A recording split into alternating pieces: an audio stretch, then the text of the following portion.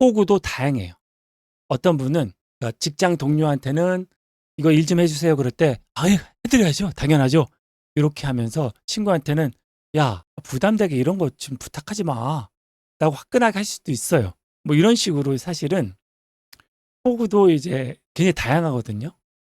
그러니까 이 원래 이제 분석을 할 때는 하나하나의 세계가 다르니까 문항별로 별도로 해야 됩니다. 근데 이제 그냥 이게 좀 재미삼아 하는 부분도 있으니까 그냥 총점 갖고 사겠습니다. 자, 제가 유형을 나눴는데 5가지로 나눴어요. 첫 번째는 철갑기사, 두 번째는 냉호사, 세 번째는 호구미학자, 네 번째는 호구 마스터, 다섯 번째는 자율주행 호구입니다. 눈치채셨겠지만 자, 철갑기사가 가장 점수가 낮으신 분이에요. 즉 호구가 아니세요. 이분은 그러니까 호구 유형 검사에서 호구라는 말을 쓸 수가 없는 분들이에요. 그래서 어떻게 해요? 아예 그냥 이름도 달라요. 철갑기사. 호구미학자, 호구마스터, 자율주행 호구는 호구자가 들어가요. 냉호사도 호자가 들어가요. 근데 이분들은 아주 이빨도 들어가지 않아요. 여러분, 철갑, 즉 쇠로 된 갑옷에 이 앙 물면 들어갑니까? 안 들어가죠. 칼도 잘 안 들어가는. 그러니까 10개의 문항인데 다 1번 문항으로 거의 다 표시하신 분들. 그분들 10점에서 15점 사이이신 분들은 철갑기사. 철갑을 두른 그런 삶과 같습니다. 그러니까 우리 동네에서 직접 옆에서 볼 수 있는 그런 나무가 아니라 저기 저쪽 산에서 혼자 있는 낙락장송 같은 분이세요. 이거는 뭐 뭐랄까 인간관계를 같이 갖기 굉장히 힘든 분입니다. 욕하는 거 아니에요. 다시 말씀드리지만 긍정하는 겁니다. 이런 분은 이렇다라고. 그래서 어떻게 해요? 그러니까 철갑 기사시니까 이제 그거에 선택한 것만큼 손실은 안 봐요. 왜? 기사가 딴 데 돌아갈 때 뭐 하는 짓이야? 똑바로 가. 해갖고 이게 바로바로 얘기하고. 뭐 음료수도 그냥 뭐예요? 빨리 바꿔주세요. 바로바로 얘기하니까 이게 그때 당시에는 손실을 보지 않아요. 그런데 이게 지금 낙락장송은 그러니까 저기 위에 절벽 위에 혼자 있는 소나무는 외로워요, 여러분. 더불어 숲이 되질 않아요. 그러니까 어떻게 해요? 선택한 것만큼 과보가 따릅니다. 그거에만큼 책임이 따라요. 그러니까 이게 장점도 있지만 단점도 있는 겁니다. 그러면 냉호사는 뭐냐면 냉정한 기사이자 호구의 사이예요. 냉정과 호구 사이. 냉호사. 그래서 어떻게 하냐면 냉정할 땐 칼같죠. 뭐 그냥 철갑기사 같은 그런 측면이 있는데 또 무너질 때는 후루루 무너져가지고 어떻게 해요? 근데 엄청 무너지는 게 아니고 16점서부터 26점. 즉 절반 조금 안 되게 그러니까 절반 정도 되게 정확히 말하면 절반 정도 되게끔 이제 되시는 거예요. 그래서 호구 미학자는 호구긴 한데 미약하신 분. 그러니까 호구력이 그렇게 높지 않으신 분들. 난 호구야라고 말할 수 있지만 남들이 보면 아, 정도까지는 호구가 아닌. 그러니까 이 냉호사는 냉정과 호구 사이라서 갑론을박이 있을 수 있어요. 나는 호구야. 네가? 야, 네 거를 네가 얼마나 잘 챙기는데 무슨 얘기야? 이런 얘기를 들을 수가 있어요.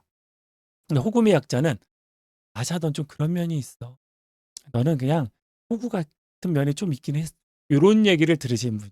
그래서 근데 이런 분들이 취약성이 있어요. 즉 남한테 이용도 당하고 그 실수도 하고 뭐 좀 아픔도 좀 느끼고 하지만 그래서 행복할 수 있는 삶이 있어요. 뭐야, 호구가 나쁜 거 아니었어? 라고 생각하시겠지만 사실은 여러분 철갑기사 옆에는 사람이 없어요. 서로 꼭 껴안아도 그건 인간적 체온을 나누기가 굉장히 힘듭니다. 본인은 그러실 거예요. 야, 나 이렇게 칼 같아도 다 인간적 체온 나눈다니까? 아니요. 호구 비약자가 나누는 인간적 체온을 경험하지 않으셔서 그런 말씀 하시는 겁니다. 이거 저만의 주장이 아니라 취약성을 갖춘 사람이 그거를 살짝 드러냈을 때 더 많은 그리고 더 깊은 인간관계를 가진다는 연구가 있습니다. 그러니까 철갑기사는 난공불락이고요. 취약성이 있는 호구미약자는 난공불락이 아니라 가끔 찔려서 아프기도 해요.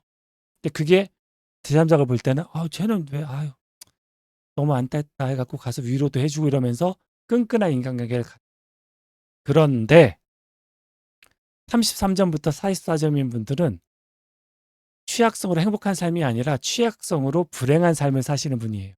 요건 주변 사람이 보기에도 너무 답답해요. 또 당했니? 야, 넌 진짜 한심하다, 한심해. 아우, 씨.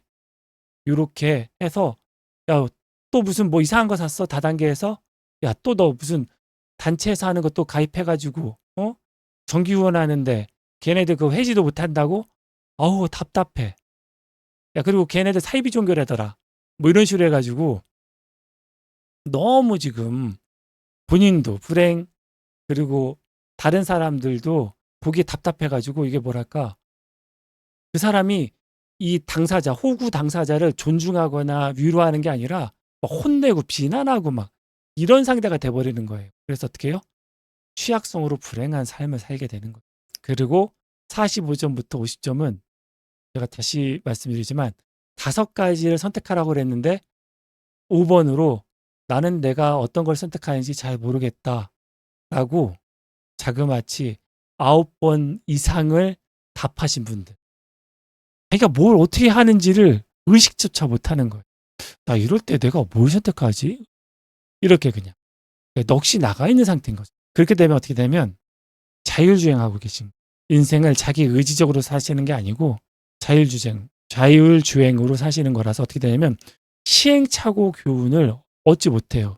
시행착오 교훈을 하려면 내가 어떤 도전을 했고라고 하는 의식이 있고 이러면 안 되겠구나 해서 다음번에 의도적으로 다른 도전을 해야 되는데 그게 없으니까 계속 진창에 빠지게 되거든요. 그래서 이런 분들은 이 앞에 유형인 철갑기사, 냉호사, 호구미약자, 호구마스터하고 완전 다르게 조금 완전 다른 처방이 필요합니다. 그래서 이거는